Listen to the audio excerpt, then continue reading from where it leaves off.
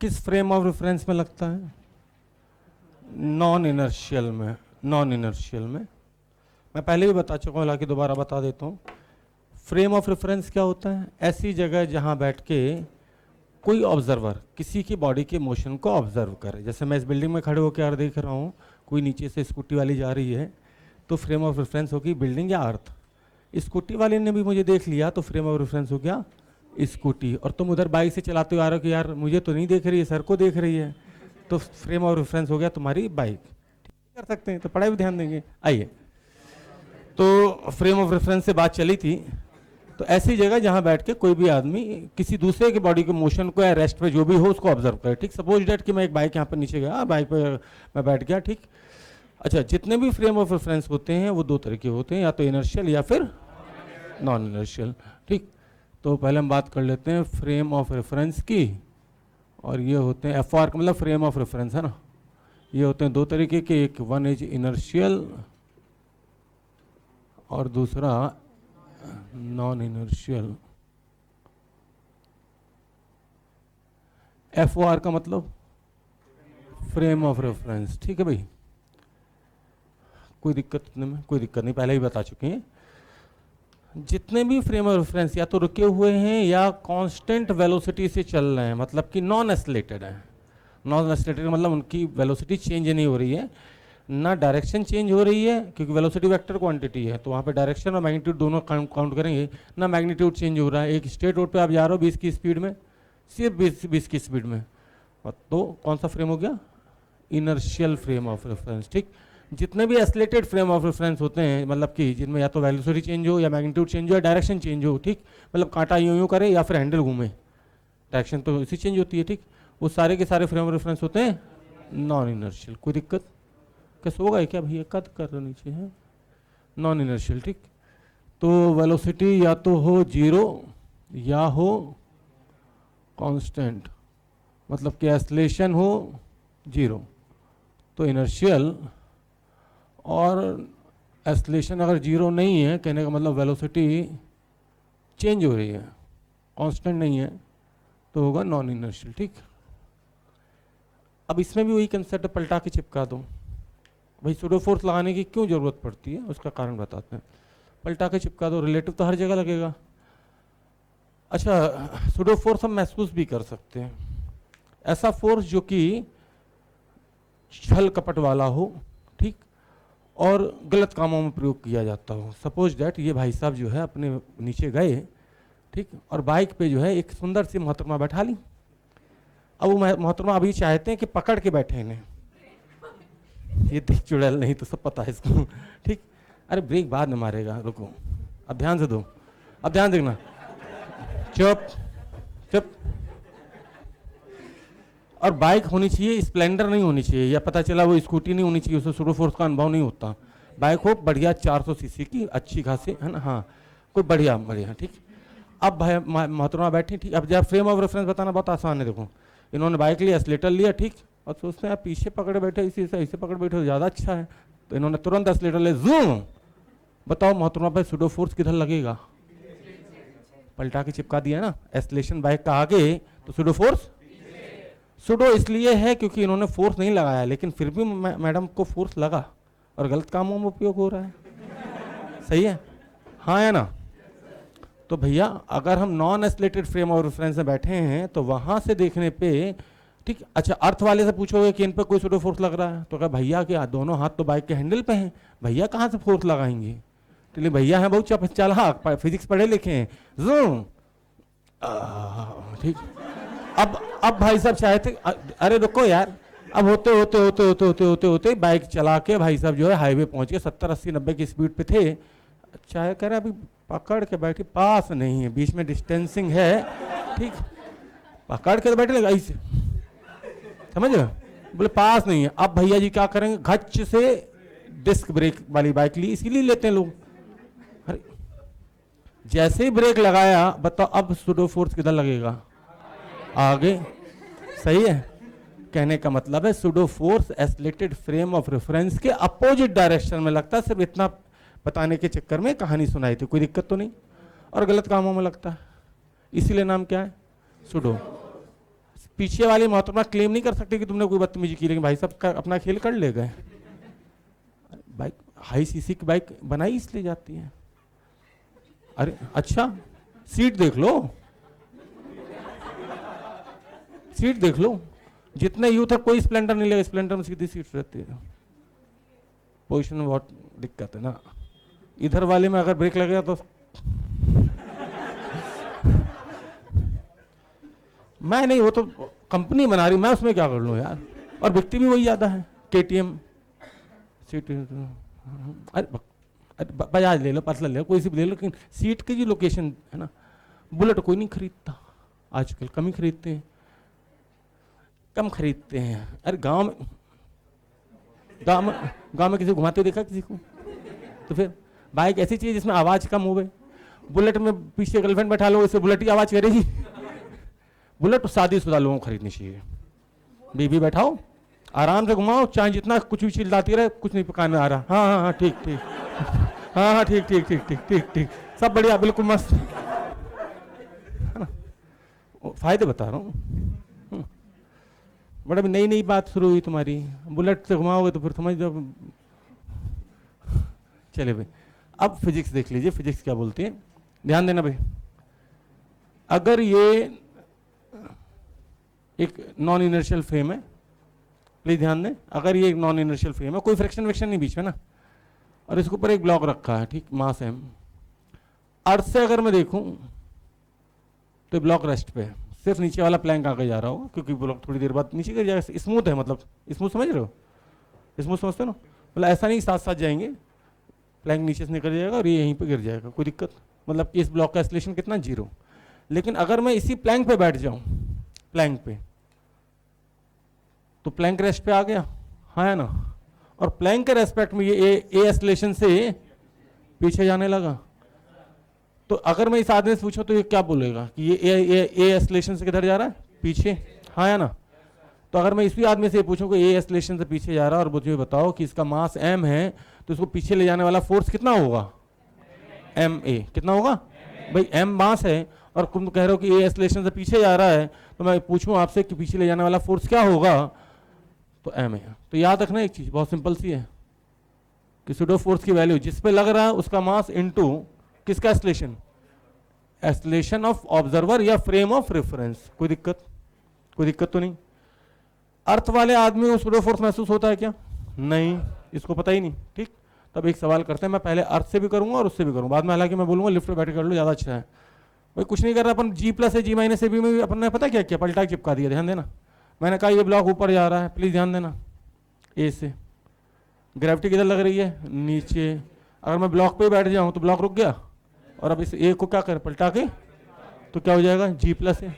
यही सिखाया मैंने अभी, कुल मिलाकर वही रिलेटिव चल रहा है। सूडो फोर्स में रिलेटिव का ही एक उदाहरण है, बस अंतर है कि रिलेटिव वेलोसिटी अपन ने पढ़ी, तो वहाँ एक्सेलरेशन नहीं पढ़ा था, यहाँ पे एक्सेलरेशन भी आ गया, कोई दिक्कत तो नहीं। एक लिफ्ट है, एक बॉल है, m मास की, टेंशन T। मैंने अर्थ पे खड़े हुए आदमी से पूछा, अच्छा लिफ्ट अगर कांस्टेंट वेलोसिटी से जा रही हो तो क्या इसमें सूडो फोर्स लगेगा, नहीं। लोग पता नहीं क्या रट्टा मार लेते, लिफ्ट ऊपर जाएगी तो G प्लस है, अरे कांस्टेंट वेलोसिटी जाएगी तो नहीं लगेगा G प्लस है, एक्सेलरेशन तो 0 ही है ना, समझ गए, कोई दिक्कत। लिफ्ट ऊपर जा रही है, ठीक, mg नीचे, इसकी टेंशन निकालनी है मुझे। अर्थ पे खड़ा हुआ आदमी क्या बोलेगा, उससे पूछते हैं, T ऊपर mg नीचे, क्योंकि लिफ्ट ऊपर जा रही है इसलिए इसका एक्सेलरेशन भी अर्थ के रेस्पेक्ट में बॉल का एक्सेलरेशन ऊपर होगा। तो क्या इक्वेशन लिखेंगे, T माइनस mg बराबर m। ये इक्वेशन मैंने कहाँ से लिखी, अर्थ से। क्या मेरी बात से आप सहमत हैं?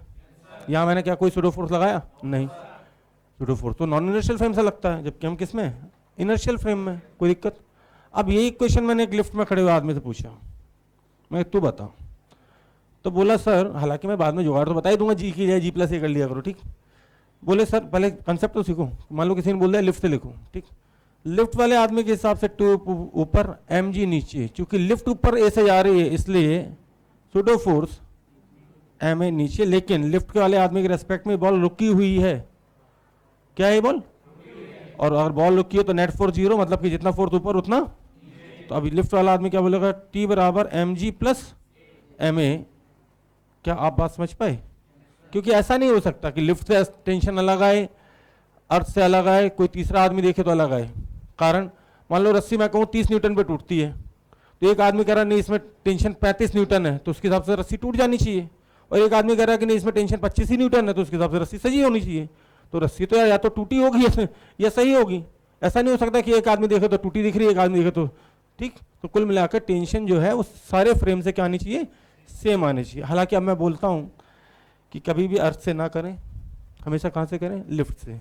और लिफ्ट से भी mg सुडोफोर डोडोफोर ठीक है, लेकिन हमें पता है ऊपर जाएगी तो G+A छेप देंगे, नीचे जाएगी तो ठीक।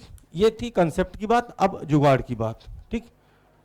अब एक आदमी बोले भैया जी कि सर वो लिफ्ट नीचे जा रही होती तो, लिफ्ट नीचे जा रही होती तो टेंशन कितनी होती।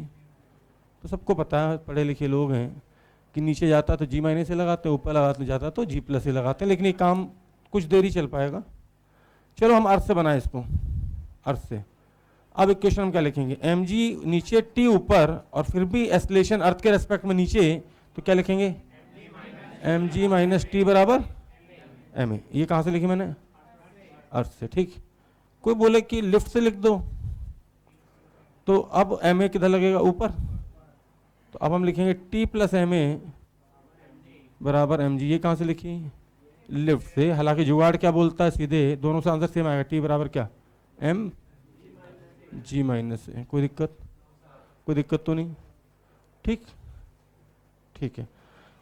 इसी पे कुछ सवाल वेइंग मशीन के भी मिल जाते हैं। क्या बता सकते हो वेइंग मशीन क्या तौलती है, घंटा। मैं बिना उस पर खड़े हुए वेइंग मशीन की रीडिंग 60 किलो तक पहुंचा सकता हूँ, सिर्फ हाथ से। नॉर्मल रिएक्शन कहाँ पे, वेइंग मशीन के नीचे जो लगता है या ऊपर जो लगता है। हाँ, weighing machine basically weighing machine की अपर सरफेस पे जो नॉर्मल रिएक्शन लगता है, ठीक, उसको उसकी रीडिंग देती है। मैं वेइंग मशीन की रीडिंग 0 कर सकता हूँ, आप खड़े हो जाओ, मैं रीडिंग 0 कर दूंगा। नहीं, मैं रीडिंग 0 कर दूंगा, हाथ से उठा लूंगा तुम्हें। कभी देखे हो किसी दुकानदार को चीनी तौलती, चीनी तौली 2 किलो, जैसे ही वो उंगली पे चीनी उठाएगा हल्के हल्के, नीचे रीडिंग घटना शुरू हो जाती है। क्यों, क्योंकि ऊपर फोर्स लगा, तो जो नॉर्मल रिएक्शन लग रहा हो वो क्या हो जाएगा, कम। तुम वेइंग मशीन पे खड़े हुए, मैं आया पीछे से और तुम्हें ऐसे करके धीरे धीरे उठाना शुरू कर दूं, तो वेइंग मशीन की रीडिंग कम होना शुरू हो जाएगी। और जैसे ही तुम्हारा नॉर्मल 0 होगा, मतलब हवा में टांग दूं तो 0 हो जाएगी रीडिंग। तो बेसिकली वेट तो तुम्हारा उतना ही है। तो वेइंग मशीन क्या मेजर करते भैया, नॉर्मल रिएक्शन, पूरा बोलो, normal reaction acting on the upper surface of weighing machine. कोई दिक्कत, कोई दिक्कत तो नहीं, ठीक। और स्प्रिंग बैलेंस क्या मेजर करती है, स्प्रिंग बैलेंस जानते हो, spring balance tension in the spring क्या मेजर करती है। मैं उस स्प्रिंग बैलेंस में कुछ ना टांगू तो भी रीडिंग ला दूंगा 60 केजी। ये कुंदा पकड़ा, ये स्प्रिंग बैलेंस तो खींच दूंगा, 60 केजी की रीडिंग आ जाएगी अगर ताकत है तो। सिंपल। तो बेसिकली वेट तो नहीं टांगा हमने। तो याद रखिएगा, अगर कोई पूछे कि वेइंग मशीन क्या मेजर करती है, जल्दी बोलो, normal reaction acting on the, क्योंकि ऐसे सवाल भी मिल जाते हैं यहाँ पे स्प्रिंग लगा देगा, ध्यान देना, इसी में स्प्रिंग लगा देगा, ऐसे देखो स्प्रिंग बैलेंस, ध्यान देना। तो तुम स्प्रिंग को स्प्रिंग में समझना, रस्सी समझना बस, और रस्सी में टेंशन निकालनी। बताओ इसकी रीडिंग कितनी आएगी। 10 किलो का ब्लॉक ले लेते हैं, 2 का एस्लेशन ले लेते हैं, चलो 2 का एस्लेशन 10 किलो का ब्लॉक 120, सिंपल है। तो ऐसे सवाल भी घटिया टाइप के मिल जाते हैं। बच्चे कहते हैं नहीं सर वो स्प्रिंग वाला सवाल बहुत कठिन होता है। अरे स्प्रिंग को स्प्रिंग समझना ही नहीं अपने, वो क्या समझना है, रस्सी। स्प्रिंग की जगह रस्सी लगाओ, रस्सी में जो टेंशन आती है वो लिख दो, कोई दिक्कत। तो अगर कोई पूछे यहाँ पे reading of spring balance, S B लिख दूं, चलेगा, यही है, यही है। हालांकि चाहो तो इसमें आंसर भी लिख सकते हैं। एम कितना 10, और ये कितना 10 + 2 12, 120। इसमें भी मैं ये सेम चीज़ बोल सकता हूँ, बोलो भाई 2 से नीचे। तो रीडिंग ऑफ स्प्रिंग बैलेंस कितना 80, सीधे मार दूँ, कोई दिक्कत। पता चला इससे कैसे आया। अच्छा यही सेम सवाल वही सोच नहीं, वेइंग मशीन में पूछ लेते हैं। बोले साहब एक लिफ्ट है और एक 10 किलो का आदमी हालांकि भारी होता है, ये वेइंग मशीन होगी तुम्हारी, इस पर खड़ा है ये क्या WM वेइंग मशीन, और लिफ्ट 2 से ऊपर जा रही है, इसकी वेइंग मशीन की रीडिंग कितनी आएगी ये बताना है। आदमी कितना किलो का ले लें, 50 किलो का ले लें क्या? आप आदमी थोड़ा 50 तक तो हो, या पता चला कि भूल ही है बिल्कुल 10 किलो का आदमी। ठीक, विश्व भाई हंस रहा है, बोले सर 50 में भी मेरे को हल्का लग रहा है। ठीक, बताओ ये कितनी रीडिंग आई है?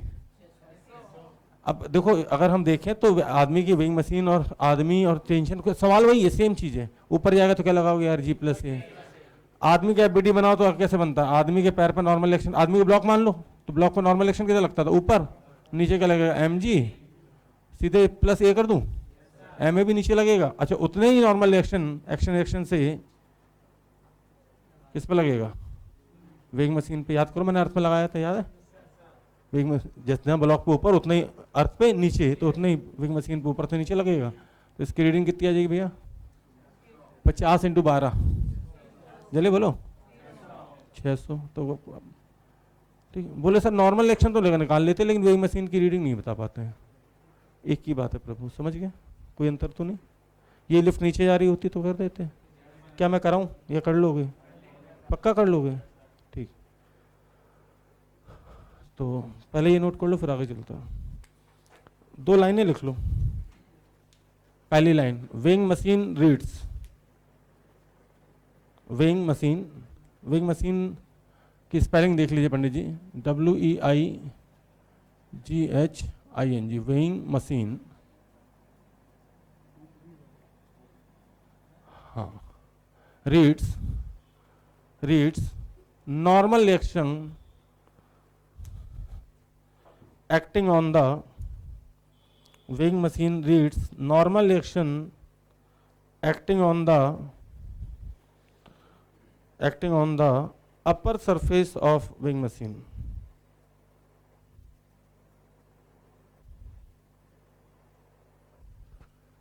Weighing machine reads the normal action acting on the upper surface of weighing machine. कोई दिक्कत?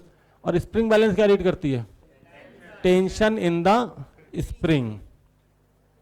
Spring balance reads tension in the spring.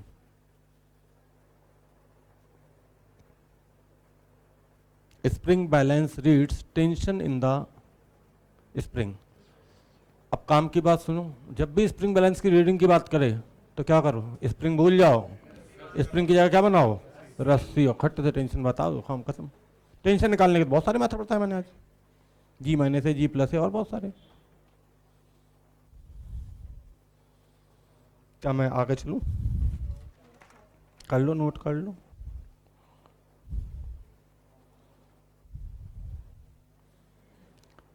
अच्छा, ऊपर जाएगा तो सूडो फोर्स किधर लगता है? नीचे, और नीचे आएगा तो सूडो फोर्स ऊपर, और आगे जाऊं तो सूडो फोर्स पीछे, और पीछे जाऊं तो सूडो फोर्स, और तिरछा जाऊं तो जिधर चलेगा ठीक उसके अपोजिट।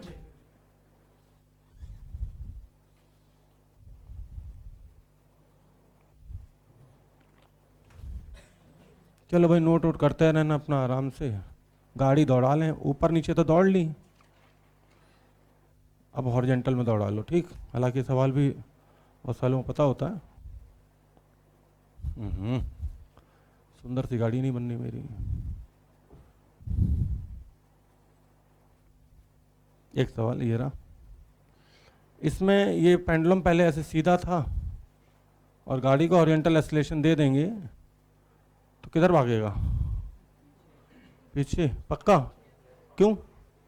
एक्सीलरेशन आगे तो पेंडुलम किधर भागेगा? पीछे, क्योंकि सूडो फोर्स किधर लगेगा भैया? पीछे।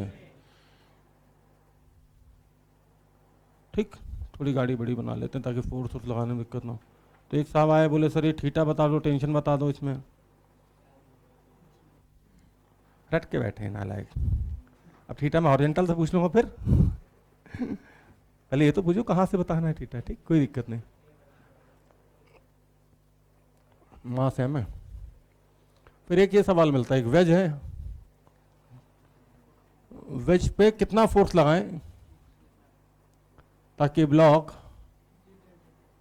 अरे फोर्स पूछ रहे हैं भैया, क्या करना क्या चाहते हम जानते थे तुम बेटा, एक्सीलरेशन नहीं पूछ रहे हैं।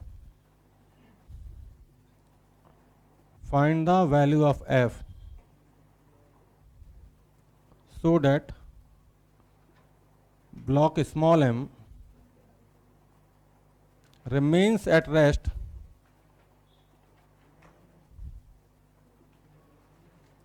with respect to wedge. Find the value of f so that block small m remains at rest with respect to wedge. ठीक.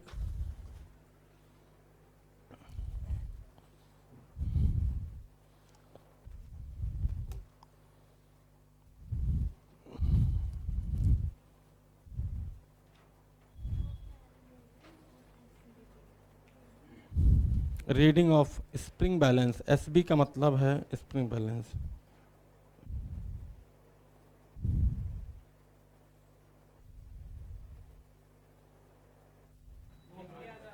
आंसर बताओ, ध्यान दीजिएगा जरा. मुझे जो दिखाना वो मैं दिखा देता हूँ.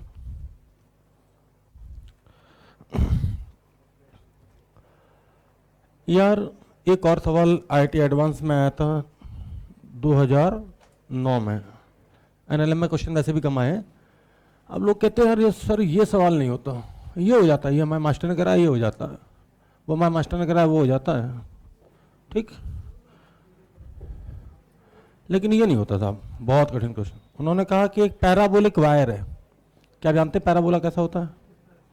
ये वायर है. क्या है वायर? समझते? तार. तार के अंदर एक मोती है. मोती का मतलब बीड बोलते हैं. इंग्लिश में क्या बोलते हैं? BEAD. बीड का मतलब मोती. ऐसे हेयर बैंड में नहीं पड़ा रहता है. इसकी इक्वेशन दे दी y बराबर kx². कह रहे हैं कि अगर इसको हम इस पैराबोला को इधर एस्लेट करें तो बीट किधर भागेगी? अरे जैसे ये पीछे भागा है ऐसे ही बीट भी पीछे भागेगी. तो ये बीट यहां से सूडो फोर्स लगेगा तो यहां आ जाएगी. तो बोल रहे हैं कि इक्विलिब्रियम में y एक्सिस से बीट की डिस्टेंस बताओ. मतलब कि x बता दो इक्विलिब्रियम पे. कोई दिक्कत भाई? y एक्सिस से बीट की डिस्टेंस का मतलब हुआ x.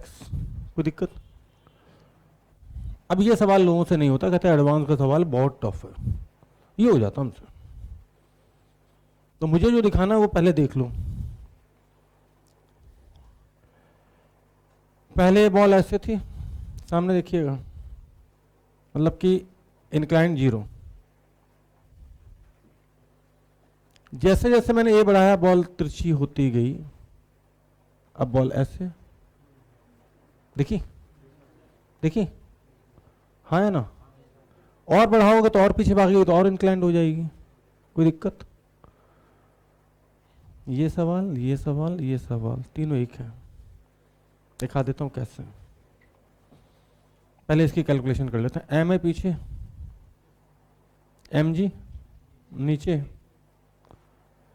कुछ लोग डायरेक्ट बोल देते कि ये थीटा है तो इधर भी रिजल्टेंट जो है ये थीटा होगा. एम ए और mg का नेट फोर्स इधर आएगा.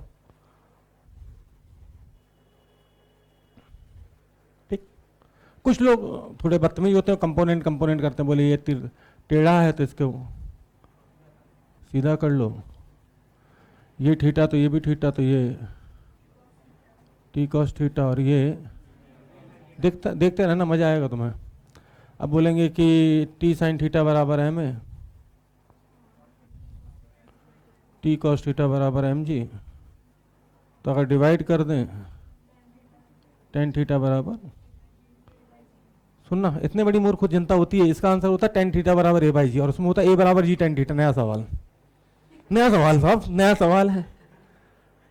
इसमें टेन थीटा बराबर क्या आता है? a/g. मतलब a दे दिया, थीटा पूछ लिया, तो टेन थीटा बराबर a/g.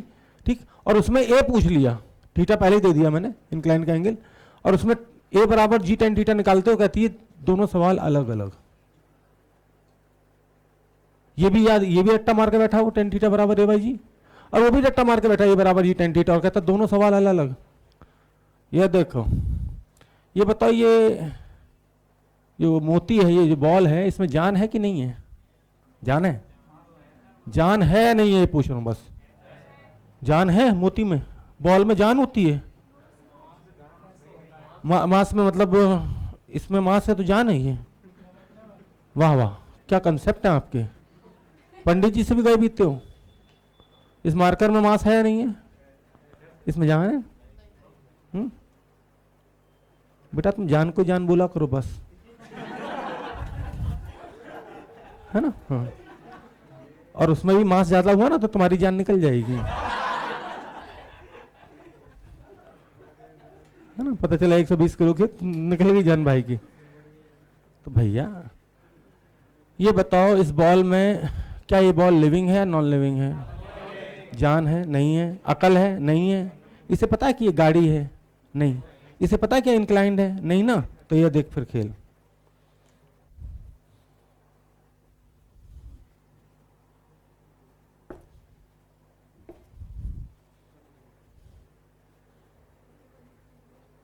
वही है ही, वही है ही।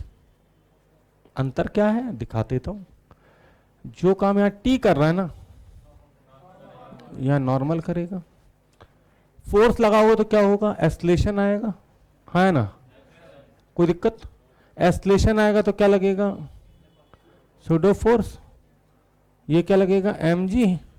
नॉर्मल का हॉरिजॉन्टल और वर्टिकल कंपोनेंट हटवाए थे गुरु। हॉरिजॉन्टल वाला n, ये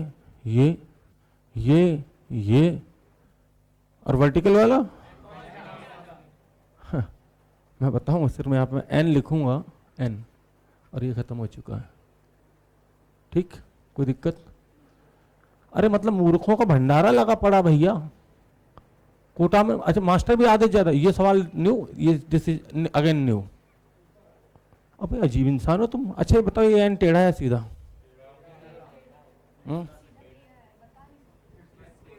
किसके हिसाब से सीधा टेढ़े की कहानी हम पहले ही बता चुके प्रोजेक्टल में, याद करो। अगर एक्स वाई ये ले रहे हो तो एन क्या है? टेढ़ा। सही है। अच्छा मैं लिख देता हूँ एन sin थीटा बराबर एम ए। नहीं तो कोई कहेगा सर इसको तो सॉल्व ही नहीं किया आपने। एन cos थीटा बराबर एम जी, तो टेन थीटा बराबर ए बाई जी। तो फोर्स कितना लगाओगे? Total mass into acceleration. Force पूछा है तो फोर्स आ जाएगा, टोटल मास हो गया एम प्लस एम। भाई टोटल साथ तो साथ में चल रहा है, इंटू जी टेन थीटा। कोई दिक्कत तो नहीं? एक भाई साहब जो है मुझे परेशान करके रख दिया उनने ये बोल के कि सर हमारे मास्टर ने तो एन के कंपोनेंट नहीं किए थे। हाँ हाँ अभी देखो सवाल वही, सोच नहीं। कहता हमारे मास्टर ने तो एम ए का और M G sine theta component किए थे। मैंने कर सकते हैं, अगर मैं ये एक्स वाई मान लूं तो अब एन सीधा आया ना। तो कुछ लोग ऐसे भी पढ़ाते हैं, इसलिए मैं सबकी तरह पढ़ा देता हूं। एन सीधा। अब मुझे ये बताओ कि इस ब्लॉक को नीचे ले जाने वाला कौन? एम जी का ये कंपोनेंट कितना? M G sine theta. हालांकि इधर भी आएगा एम जी कॉस थीटा, उससे मतलब नहीं है। ठीक, एम ए का एक कंपोनेंट इसको रोकेगा।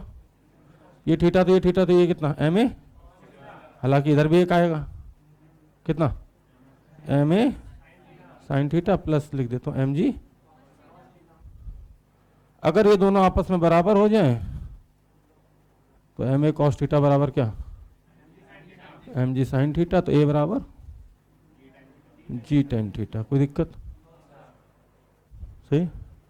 तो कुछ लोग ऐसे करा देते हैं, कुछ वैसे करा देते हैं, हालांकि सवाल वही है। अच्छा अब ध्यान देना, जरा ध्यान दो। बीट पहले ऐसे थी, जैसे जैसे बीट पीछे भागेगी वैसे वैसे देखो एंगल बढ़ेगा। पहला एंगल ये, अब एंगल ये। कोई दिक्कत? तो यार वही सवाल तो है, वो देखो उधर एक्सेलरेशन आ गया तो एम ए किधर? पीछे। एम जी किधर? नीचे। नॉर्मल एक्शन किधर? ऐसे।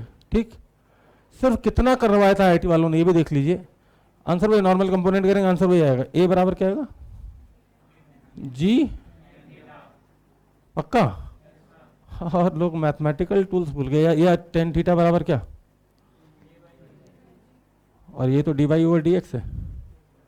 मैथमेटिकल टूल्स स्लोप देता है, याद आया कुछ? डिफरेंशिएशन, डिफरेंशिएशन का मतलब स्लोप, स्लोप का मतलब D Y over D X या फिर टेन थीटा। बिल्कुल क्लियर कट बताया है। D Y over D X करेंगे तो कितना आएगा? आईटी ने अगर एक्स पूछ लिया तो यार क्या गुनाह कर दिया। और भाई साहब सवाल हिला नहीं लोगों से कि सर उसमें इक्वेशन दी थी, पैराबोला दिया था। अब ये सवाल आईटी का बच्चा करे या मेडिकल का करे, यार क्या फर्क पड़ता है। और सवाल रिपीट भी होते हैं, आईटी के आईटी में नहीं होता, लेकिन आईटी का मेडिकल में या मेंस में रिपीट होते हैं। सोच सिर्फ चेंज करनी है, रटना नहीं है। मेरे लिए ये सवाल, ये सवाल, ये सवाल सब एक ही है, ठीक, कोई दिक्कत। पूरी साल लोग पढ़ लेते, उन्हें ये नहीं पता होता कि कंपोनेंट हम क्यों कर रहे हैं और किसके कर रहे हैं। इस एक्स वाई से ये सीधा है, ये टेढ़े है, इसलिए कोई दिक्कत। आंसर याद होना एक अलग चीज है, वो मैटर नहीं करता। कोई बात नहीं, मैं मिटाऊंगा नहीं, चलो थोड़ा छोटा लिख देंगे। सवाल वही, सोच नहीं। एफ की वैल्यू बतानी है यहां पे भी, ताकि कोई भी मास स्लिप ना करे। स्लिप समझते हैं, मतलब किसके ना, वेज के रेस्पेक्ट में रेस्ट पे रहे। ये m2 और ये m1। तो f की कितनी वैल्यू दें ताकि ब्लॉक, सवाल इसमें लिख देना m1 and m2 remains at rest with respect to wedge. ठीक है, वेज में इसको बोल देता हूँ, कोई दिक्कत तो नहीं। सवाल समझ में आ गया? बड़ा आसान है, देख लो एक मिनट में।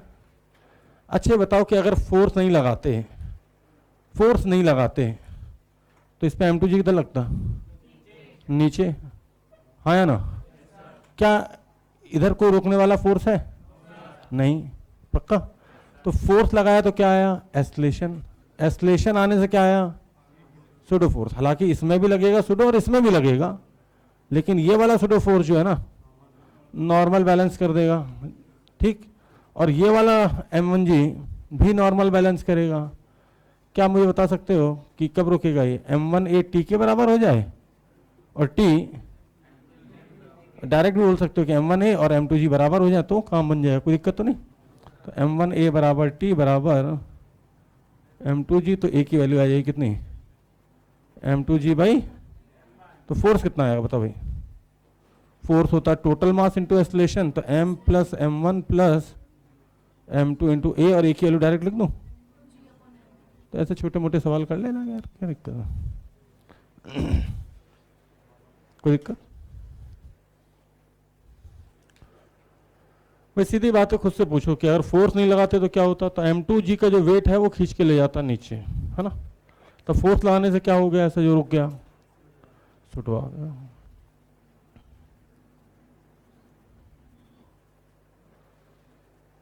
एक सवाल और करोगे? हैं? बीच में कोई बोला था नो सर रहने दो, बहुत हो गया। सवाल वही, सोच नहीं। कल तक हम इस वेज में क्या मार रहे थे? धक्का। क्या मार रहे थे?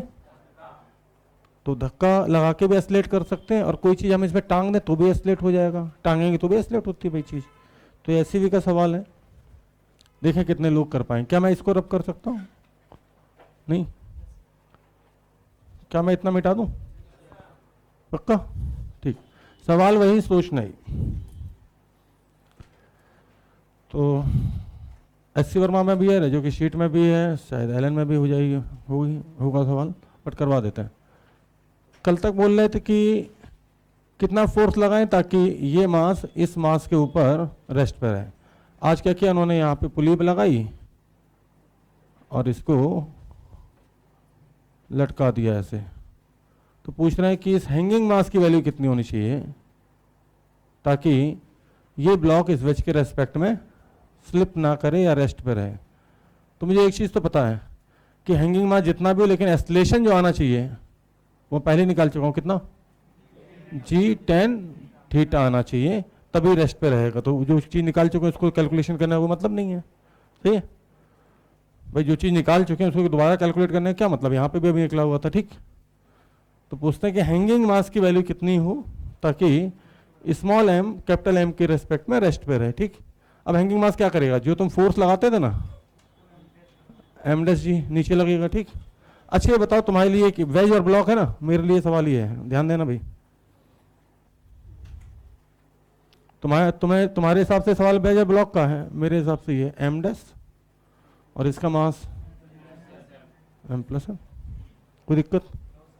कोई दिक्कत? और इसको तो मैंने अभी सॉल्व किया है क्लास के शुरुआत में, याद आ रहा? याद आ रहा है? तो बोलो ए की वैल्यू कितनी आएगी इससे? वैसे तो जी टेन थीटा रोकने के लिए, इसी ए को मैं लिख सकता हूँ m dash g divided by total mass. Total mass कितना भैया? M dash plus m plus small m, g से जी कट गया, और हमें चाहिए क्या? एम डैश निकालना है। निकाल पाओगे? पक्का? पक्का निकाल लोगे? ऐसा तो नहीं कि ना निकाल पाओ। एम डैश निकल गया तो भाई इधर ले आओ, तो क्या हो गया? M dash plus M tan theta बराबर एम डैश। अब इधर इसको एम डैश को इधर ले जाओगे तो ये हो जाएगा M dash 1 minus tan theta. ध्यान देना भाई, बराबर M plus M into tan theta. कोई दिक्कत नहीं? सही ना? तो एम डैश बराबर क्या हो जाएगा भाई? अब एक बच्चा इतना लिख के बैठा था, कह रहा सर आंसर नहीं आ रहा मेरा। ध्यान देना भाई, इतना लिख लिया उसने, अब बोला आंसर नहीं आ रहा। पता आंसर क्या दिया था एससीवी में? M plus M upon cot theta minus 1। कैसे आया होगा? टेन थीटा से ऊपर नीचे डिवाइड कर दो, डिवाइड करते जैसे नीचे लाओ तो ये कट जाएगा tan theta. 1 upon tan theta क्या हो जाएगा? कॉट थीटा, और tan theta upon tan theta minus 1।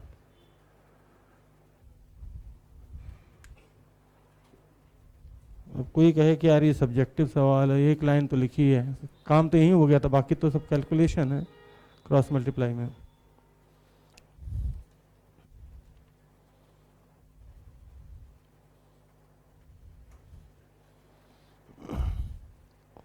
सवाल पूरा लिखाऊं क्या?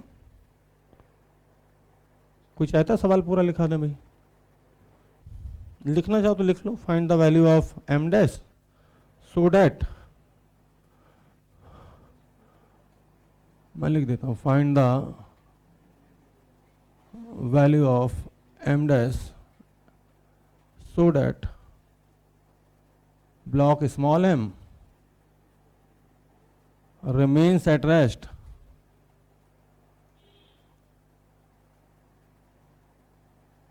with respect to wedge capital m. ठीक है भाई, ताकि स्मॉल एम ब्लॉक जो है वो वेज के रेस्पेक्ट में रेस्ट पे रहे। तो सवाल लिखने में कोई बुराई नहीं है।